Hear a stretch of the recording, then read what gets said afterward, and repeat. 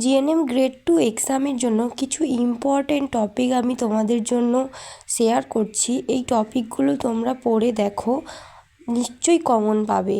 কারণ বিএসসিদের এক্সামে এরকম সিনড্রোমস অ্যান্ড সাইন্সগুলো দেখা গেছে। তো আমার মনে হয় জিএনএমের ক্ষেত্রেও এগুলো পড়বে। তাই তোমরা এই ভিডিওটা দেখো এবং জিনিসগুলোকে ভালো করে পড়ে নাও।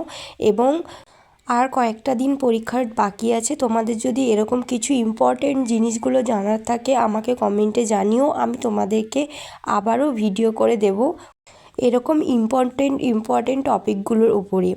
আর ভিডিওটা যদি ভালো লেগে থাকে তো আমাকে একটা সাবস্ক্রাইব করে দিও এবং ভিডিওটা ভালো লাগলে লাইক করে দিও। আশা করছি এই ভিডিওটা তোমাদের খুব হেল্পফুল হবে এবং তোমাদের পরীক্ষায় আশা করছি এগুলো থেকে কোশ্চেন আসবে।